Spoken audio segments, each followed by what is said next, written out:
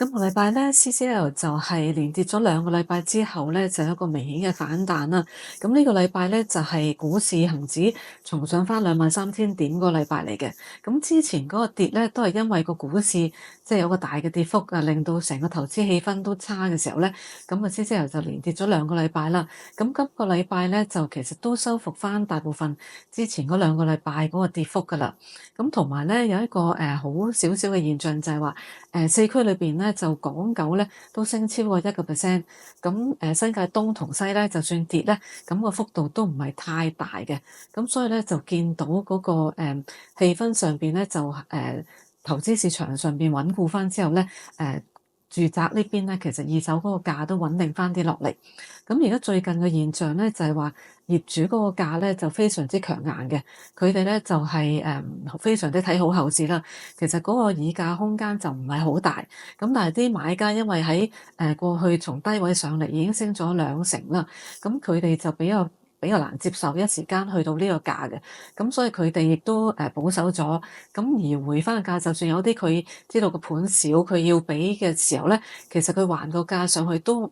係太多，唔係俾得太高去追，咁同業主嘅價咧就有5至8%嗰個差距，咁所以力度咧而家咧就似乎有一個膠着咁嘅狀態啦。咁過去嗰6個禮拜咧，其實都喺159、160呢個水平去橫行嘅。咁而家嚟緊咧，我哋都係睇，其實佢都係向緊上個方向就不變。咁但係咧就會有啲拉鋸嘅狀況，咁啊冇咁快可以好急速咁上。咁但係我哋仍然都係嚟緊係睇上望都係去165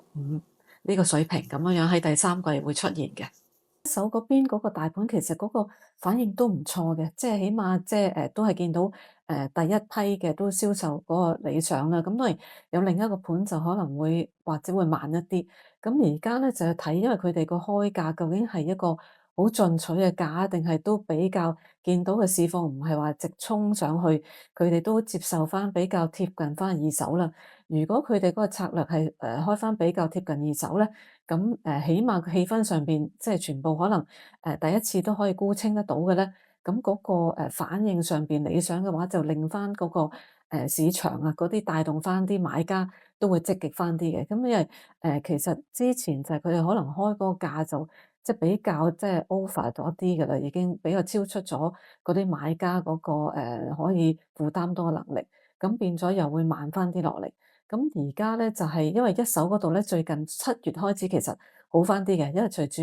世界盃完咗啦，同埋股市上邊咧都做翻好啲個氣氛，咁變到一手都睇到係快翻啲嘅。咁而家有待要睇埋二手都要跟得上嚟，咁啊先至係兩邊都可以有一個比較明確到再會向上嗰個趨勢。